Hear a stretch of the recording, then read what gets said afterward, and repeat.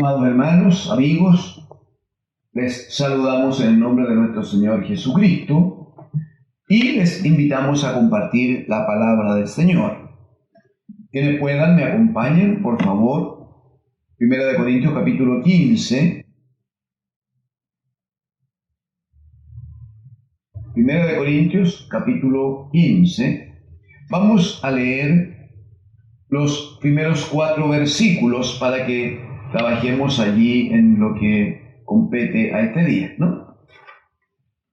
1 Corintios 15, 1 va a decir también: además os declaro, hermanos, el evangelio que os he predicado, el cual también recibisteis, en el cual también perseveráis, por el cual asimismo, si retenéis la palabra que os he predicado, sois salvos, si no creísteis en vano. Porque primeramente os he enseñado lo que asimismo recibí, que Cristo murió por nuestros pecados conforme a las Escrituras, que fue sepultado y que resucitó al tercer día conforme a las Escrituras, y que resucitó al tercer día conforme a las Escrituras. Amén al Señor, amén al Señor.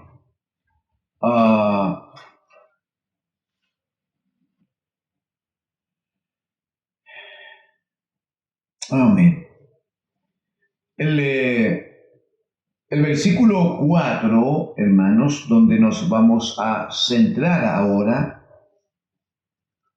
habla de que Jesús, luego de muerto y conforme a las Escrituras, dice, fue sepultado, y que luego de ser sepultado resucitó, dice, al tercer día conforme a las Escrituras.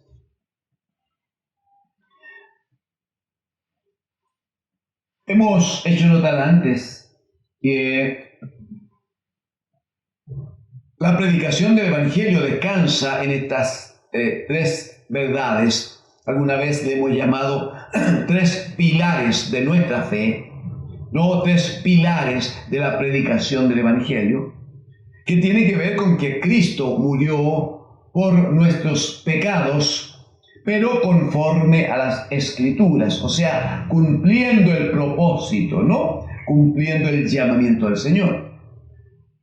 ¿Y por qué era necesario que muriera? Porque había necesidad de que se derramara sangre para redimir, para remitir los pecados. Sin derramamiento de sangre, dice el apóstol a los Hebreos, no hay remisión de pecados. Entonces era necesario, en el primer pacto se daba muerte a algunos animales, para que la sangre de aquellos animales, sangre inocente por la condición del animal, aquella sangre limpiara, dice, el cuerpo del pecado. Lo explica Hebreos en el capítulo número 9. Para que aquella sangre limpiara sus cuerpos, dice. El problema de fondo es que el hombre necesitaba algo más que limpiarse externamente, limpiar su cuerpo. Él necesitaba que su alma, que su conciencia fuera libre de todo pecado. Y la sangre de los animales, dirá la Escritura allí, no podía lavar el alma de los hombres. Entonces era necesario un sacrificio mayor, un sacrificio más alto. Juan el Bautista, cuando ve que Jesucristo viene a él, entonces él detiene todo su quehacer, para toda su actividad, suspende la predicación incluso, para gritar, para anunciar, he ahí el Cordero de Dios que quita el pecado del mundo. No es un cordero que va a lavar el cuerpo de los pecados, recordándolos cada año, como lo hacía el sumo sacerdote el día de la expiación en el primer pacto, sino que este cordero que se estaba presentando era un cordero que iba a quitar los pecados del mundo. Bendito, bendito y alabado sea el Señor. Era necesario su muerte y su derramamiento de sangre para quitar, para limpiar todo nuestro pecado. Pero sabe, era necesario que Él también fuera sepultado. Era de toda necesidad Por causa de Él, no, por causa nuestra. La Escritura dice en Isaías 53 que el Padre cargó en Él. ¿Lo podrá recordar? Si me permite, con gusto, con gozo yo le ayudo. Isaías capítulo 53. Versículo 6, solo el versículo 6. Dice, todos nosotros nos descarriamos como ovejas, cada cual se apartó por su camino, mas Jehová cargó en él el pecado de todos nosotros, el pecado de todos nosotros. Esto explica, amados hermanos, por qué es que cuando Jesucristo estaba colgando de la cruz, agonizando, la Escritura dice que estuvo 3 horas en ese mortal tiempo de agonía. Cuando el Señor estaba colgando de la cruz, próximo a expirar, Él gritó desesperadamente, Dios mío, ¿por qué me has desamparado? Y no es que el Padre hubiera querido abandonar a su Hijo, sino que era tanto el pecado que había sobre ese cuerpo que no era posible reconocer allí al bendito Hijo de Dios. No era posible reconocer allí al Santo, al Eterno, al Hijo que agradaba al Padre.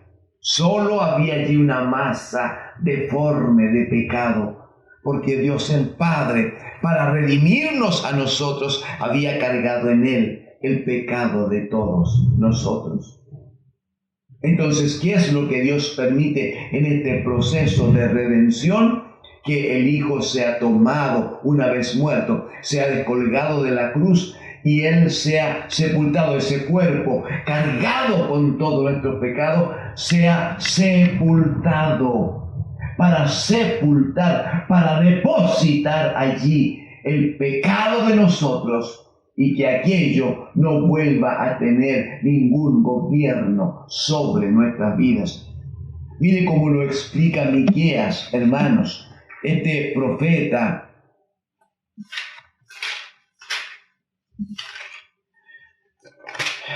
Miqueas, en el capítulo 7, por favor, quiero decir que Miqueas es un profeta que es contemporáneo de Isaías y que Miqueas anuncia abundantemente en una dimensión distinta de la de Isaías, pero Miqueas anuncia abundantemente la venida del bendito Hijo de Dios, su gobierno, habla de su reinado universal absolutamente, habla de cómo Él iba a partir de una ciudad tan pequeña, tan insignificante y olvidada como Belén de Judea.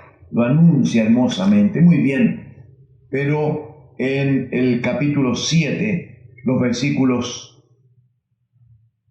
18 y 19, por favor, dirá el profeta Miqueas, ¿qué Dios como tú, que perdona la iniquidad? Sí, pero ese perdón no fue gratis para Dios. Debemos considerarlo. Dice que Dios como tú, que perdona la maldad y olvida el pecado del remanente de su heredad. Sí, es verdad que lo hace así el Señor, pero de nuevo, para Él no fue gratis, hermanos.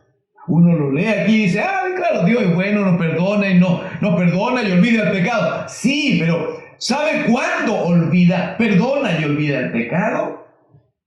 Después que su Hijo se ofrenda para morir por esos nuestros pecados. El anuncio del mismo Jesucristo dice en Juan 3:16, porque de tal manera amó Dios al mundo que ha dado a su Hijo unigénito, Hijo único, para que todo aquel que cree en Él no se pierda, sino tenga vida eterna. Sí, pero ¿en qué vamos a creer de Él? centralmente en su muerte en la cruz por nuestros pecados, pero también en su sepultura. Lo explica Miqueas. Él dice, de nuevo, versículo 18, que Dios como tú, que perdona la maldad y olvida el pecado del remanente de su heredad, dice, no retuvo para siempre su enojo, porque se deleita en misericordia. Verso 19, Él volverá, aleluya, a tener misericordia de nosotros. Sepultará. Ahí está, ¿ve? Dice que Cristo, después de muerto, fue sepultado.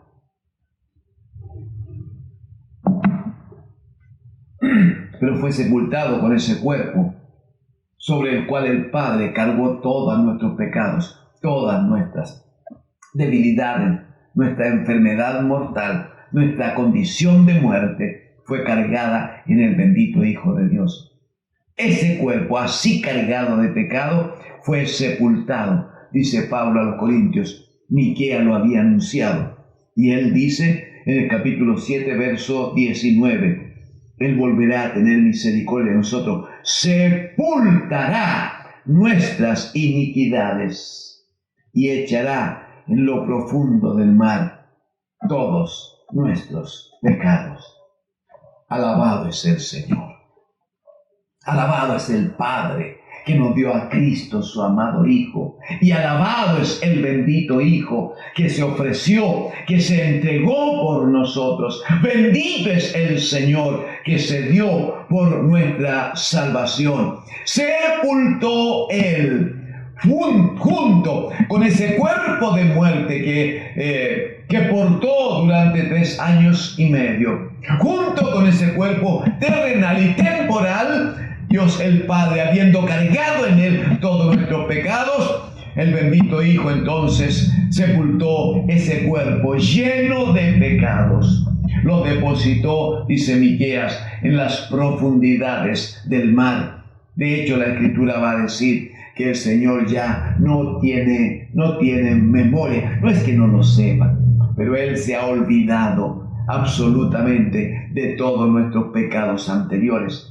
Es a causa de esto, amigos y hermanos, es por esto que el apóstol Pablo va a decir en la carta precisamente a los Corintios, la segunda carta, va a decir, si alguno viene a Cristo, si alguno está en Cristo, es una nueva creación. Las cosas viejas, ¿qué son las cosas viejas? El pecado que nos abrumaba, esa carga de muerte que había sobre nosotros. Las cosas viejas, dice Pablo, habrán pasado. Y aquí en Cristo todo es hecho nuevo.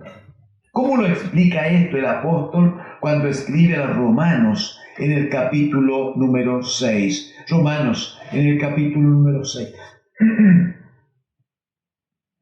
Va a decir en el versículo 4 puntualmente, versículo 4. Dice, porque somos sepultados juntamente con Él para muerte por el bautismo. Aleluya. ¿Por qué no lo leemos desde el versículo 1 para que tomemos la idea completa?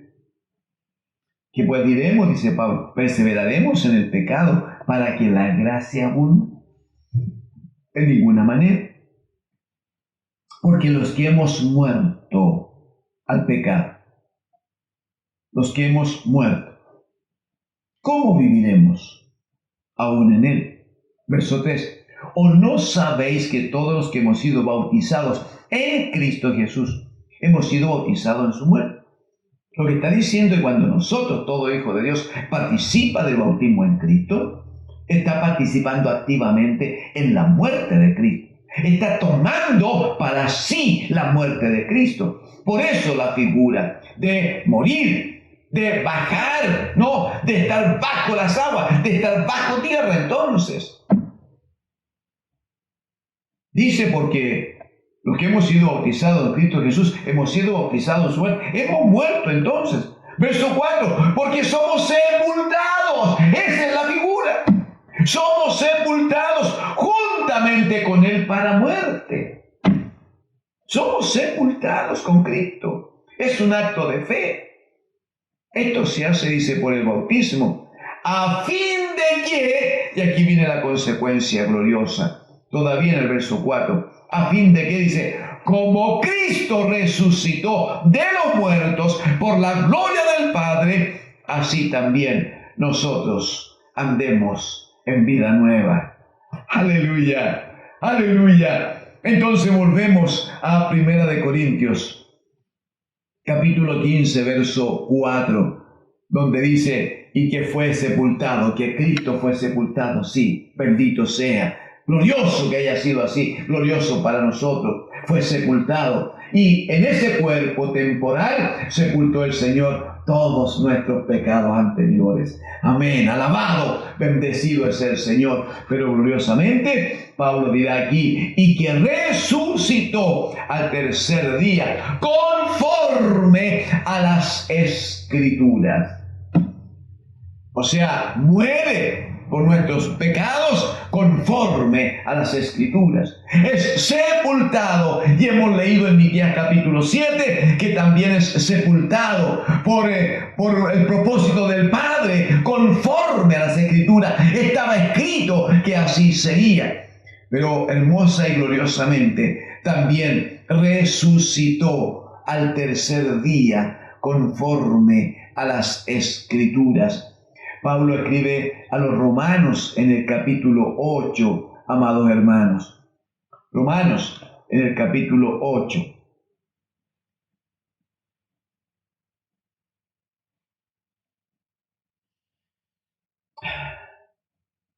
A partir del verso 32, por favor, para quedarnos brevemente en el verso 34. En el 32 va a decir, hablando del amor, del testimonio de Dios el Padre. Dice, el que no escatimó. ¿Y por qué habla así de él? Porque en el 31 dijo, si Dios es por nosotros. Aleluya. Si Dios se pone en nuestro lugar, si Dios está allí anticipándose a aquellas cosas que nosotros tendríamos que vivir, pero quiso vivirla Él a través de su Hijo.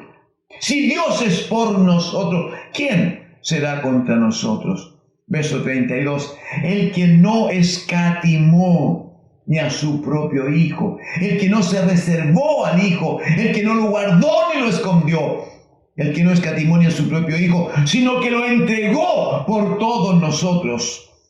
Dice, ¿cómo no nos dará también con Él todas las cosas? Verso 33, ¿quién acusará a los escogidos de Dios? No importa lo que antes hizo, no importa cómo antes vivió, no importa la actitud que tuvo antes. ¿Quién le puede acusar ahora después de venir a Cristo, después de estar en Cristo, después de pasar en un acto de fe por la sangre de Cristo, de haber sido muerto con Cristo y con Él también sepultado? ¿Quién acusará a los escogidos de Dios? Dios es el que justifica. Y mira el 34. ¿Quién es el que condenará? Cristo, aleluya, es el que murió.